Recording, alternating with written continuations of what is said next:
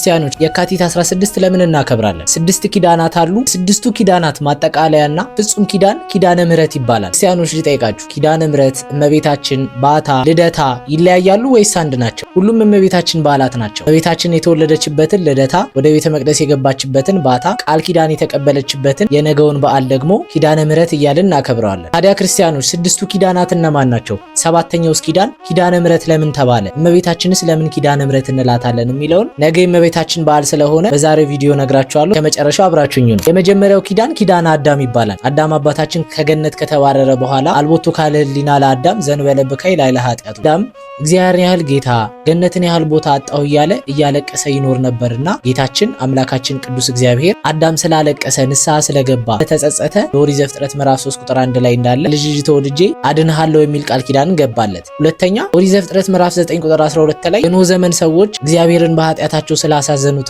የሰው ልጅን በመፍጠሩ ስለተጸጸተ ዓለምን በንፍር ውሃ ካጠፋ በኋላ ኖህና ልጆቹ ተርፈው ወደ ምድር ሲመለሱ እግዚአብሔር ለኖህ ዳግመኛ ምድርን በውሃ አላጠፋትም ምልክቴን በሰማይ ላይ አኖራለሁ ብሎ ቀስተ ደመናን ምልክት ሰጥቶ እግዚአብሔር ለኖህ ቃል ኪዳን ሰጥቶታል። ሶስተኛው ኪዳነ መልከጼዴቅ ይባላል። መልከጼዴቅ ከ15 ዓመቱ ጀምሮ የመነነ ለሐዲስ ኪዳኑ ቁርባንና ለሐዲስ ኪዳኑ ክህነት ምሳሌ አድርጎ ጌታችን በኪዳን ያተመው አጽመ አዳምንና አጽመ ቅዱሳንን እየጠበቀና እያጠነ በንጽህና ይኖር የነበረ ካህን ስለነበረ እግዚአብሔር ለምስጢረ ቁርባንና ለምስጢረ ክህነት መልከጼዴቅን በኪዳኑ አትሞታል። ክርስቲያኖች ኪዳን ማለት ውል ወይም ስምምነት ማለት ነው። ለዚህ ነው ብሉይ ኪዳን፣ ሐዲስ ኪዳን። በብሉይ እግዚአብሔር ለሰው ልጆች የሰጠው ኪዳን፣ በሐዲስ ደግሞ ጌታችን ሰው ከሆነ በምድር ከተመላለሰ በኋላ ለሰው ልጆች የሰጠው ኪዳን፣ በሰው ልጆችና በእግዚአብሔር ያለ ስምምነት እያልን የምንጠራው። አራተኛ ኪዳነ አብርሃም ነው።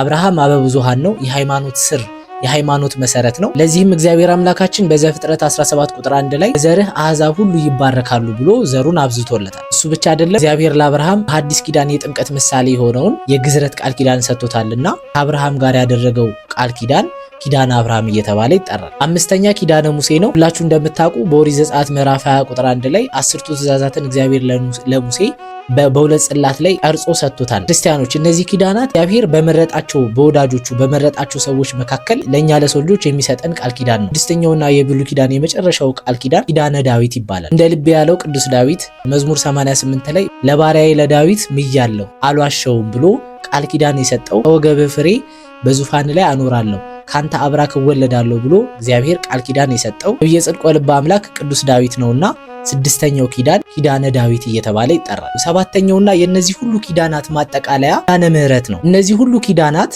ማጠቃለያ ፍጹም የሆነ ኪዳን ያስፈልጋቸው ነበረ። ኪዳነ ምህረት ማለት ጌታችን መድኃኒታችን ኢየሱስ ክርስቶስ መጸነሱ፣ በከብቶች ግርግም መወለዱ፣ መመላለሱ፣ መጠመቁ፣ መጾሙ፣ መጸለዩ፣ መከራ መቀበሉና መሞቱ፣ ሞትን ድል አድርጎ መነሳቱና ለአዳም የገባለትን የመጀመሪያውን ቃል ኪዳን መፈጸሙ አዳም ከኛ እንዳንዱ ሆነ ብሎ ለአዳም ሲመኘው የነበረውን አምላክነት መስጠቱ፣ ይሄ የመጨረሻው ኪዳን ኪዳነ ምህረት እየተባለ ይጠራል። ታዲያ እመቤታችን ለምንድነው ኪዳነ ምህረት የምንላት ካላችሁ፣ ይህ ሁሉ የሆነው ጌታችን ጸነሰው ከሷ ነውና የተወለደው ከሷ ነውና ቢመላለስ ቢጠመቅ ቢሰቀል ሞትን ድል አድርጎ ቢነሳ ከሷ በነሳው ስጋ ነውና የዚህ ሁሉ ድነት ማጠቃለያዋ መሰረቷ እሷ ናትና ይሄ ሁሉ የሆነው በሷ ምክንያት ከሷ በነሳው ስጋ ነውና እመቤታችንን ኪዳነ ምህረት እያልን እንጠራታለን። እሱ ብቻ አይደለም፣ ጌታችን መድኃኒታችን ኢየሱስ ክርስቶስ ካረገ በኋላ እመቤታችን በጎልጎታ እየሄደች ትጸልይ ነበረ፣ ለሰው ልጆች ምህረትን ትለምን ነበረ። ክፉዎች አይሁድም ሊገሏት ይሿት ነበርና መላእክት እየጠበቋት እየሰወሯት በጎልጎታ እየሄደች እመቤታችን ትጸልይ ነበረ። ታዲያ አንድ ቀን መላእክት ወደ እርሷ መጡና ነጥቀው ወደ ሰማይ ወሰዷት። በገነት ያሉትን ከአዳም ጀምሮ እስከ ፈያታዊ ዜማን ያሉትን አየቻቸው፣ ተመለከተቻቸው።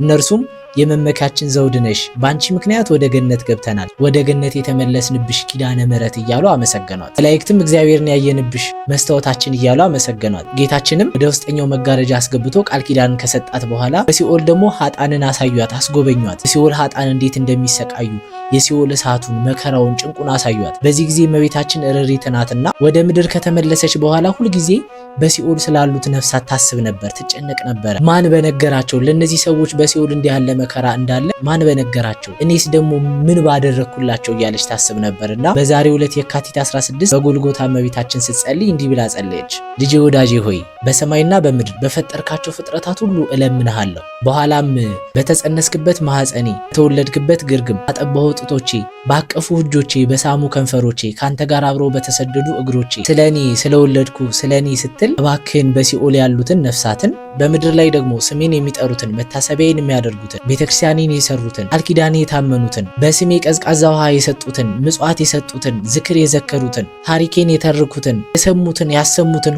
ሁሉ ታሆይ እንድትምርልኝ እለምንሃለሁ አመልሃለሁ ልጄ ወዳጄ ሆይ ብላ የካቲት 16 እመቤታችን በጎልጎታ ጸለየች። ጌታችን መድኃኒታችን ኢየሱስ ክርስቶስም እልፍ አእላፍ መላእክትን አስከትሎ ቅዱሳንን አስከትሎ ወደ እርሷ መጣ።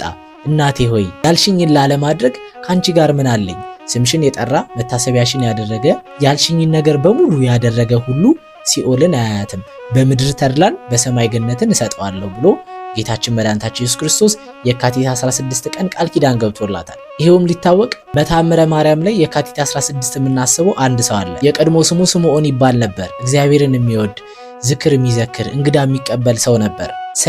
ታዲያ ልክ እንደ አብርሃም ሰይጣን ቀናበትና ሥላሴ አምሳል ሆኖ ሰይጣን ወደ ቤቱ መጣ። ስምዖን እኔ ልጅህን እንድታርድልኝ ነው የምፈልገው አለው። ስምዖንም የእውነት ሥላሴ የመጡ መስሎት ነበርና ልጁን አረደ። ቢያቀርብላቸው መጀመሪያ አንተ ብላ አሉት። የልጁን ሥጋ በቀመሰ ጊዜ ሰይጣን እርሱ ላይ ተዋሃደ። ክርስቲያኖች ሰይጣን ሁል ጊዜ መልአክ መስሎ በጎ ነገር መስሎ በጎ ሐሳብ መስሎ እንደሚመጣ ልናውቅና ልንጠነቀቅ ያስፈልጋል። ከዛ ጊዜ ጀምሮ ሰዎችን እየገደለ መብላት ጀመረ።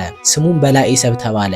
78 ነፍሳትንም በላ። ከዛ በኋላ ነበር እንግዲህ እዚህ ክፋትስ እንዴት እላቀቃለሁ እያለ ሲያስብ በጣም በቁስል የተመታ ሰው ወደ እርሱ መጥቶ ስለ እግዚአብሔር ብለህ ተዘከረኝ፣ ስለ እግዚአብሔር ብለህ ጥቂት ውሃ ጠጣኝ፣ ስለ ቅዱሳን ብለህ ጥቂት ውሃ ጠጣኝ ቢለው አልሰማው። ስለ ቤዛዊተ ዓለም ስለ ንጽሕተ ንጹሐን ስለ ድንግል ማርያም ብለህ ጥቂት ውሃ ጠጣኝ ባለው ጊዜ ልቡ ራራና ስለ እመቤታችን ስም ብሎ ጥርኝ ውሃ ሰጠ። እዚህ በኋላም የሰው ሥጋ አልበላም ብሎ ወደ ዋሻ ገባ። ይሄ በላዔ ሰብእ ከሞተ በኋላ ነበር እንግዲህ እመቤታችን በቃል ኪዳኗ ጥላዋን አጥልታበት ገባህልኝ ቃል ኪዳን ብለህ ልጄ ወዳጄ እባክህን ማርልኝ ብላ በቃል ኪዳኗና በጥላዋ በእንባዋ በላዔ ሰብእን ያስማረችው። ክርስቲያኖች ዛሬ እመቤታችን በሕይወታችን በጓዳችን በኑሯችን በእያንዳንዱ ነገር ኪዳነ ምሕረት እናታችን ድረሽልን ከጭንቅ አውጪኝ ከመከራ አውጪኝ ስንላት በሕይወታችን ፈጥና ደርሳ ከመከራ ከጭንቅ ታወጣናለች። በምድርም በሰማይም በስጋችንም በነፍሳችንም የእመቤታችን ቃል ኪዳን ሁላ አይለየን። እዚህ ነው ቅዱስ ያሬድ ሲናገር ሶበሰ ኪዳንኪ ምክንያተ ድኅነት ይሃለው ፈለገ እሳት ወደይን ማስጠመቁሉ። እመቤቴ ሆይ ያንቺ ቃል ኪዳን ባይኖር እግዚአብሔር ላንቺ የሰጠሽ ቃል ኪዳን ባይኖር ኖሮ ሰውን ሁሉ የገሃነም እሳት ባሰጠመው ነበረ። ነገር ግን በአንቺ ቃል ኪዳን ከምድር መከራ ከሲኦል መከራ እንድናለን ብሎ የሚናገረው የእመቤታችን የቅድስት ድንግል ማርያምን የቃል ኪዳኗን በዓል ከቃል ኪዳኗ ለመሳተፍ ሁላችን ልናከብር ያስፈልጋል። የእመቤታችን በረከቷ፣ ፍቅሯ፣ ጣዕሟ በሁላችን ላይ ይደርብን። ቃል ኪዳኗ ለሁላችን ይደረግልን። ነገ የእናታችን የቅድስት ኤልሳቤጥም የቅዱስ ዮሐንስ መጥምቀ መለኮት እናት ዓመታዊ ዕረፍት በዓሏ ይከበራል። የቅድስት ኤልሳቤጥም በረከቷ ይደርብን። ስብሐት ለእግዚአብሔር። ይቆየን።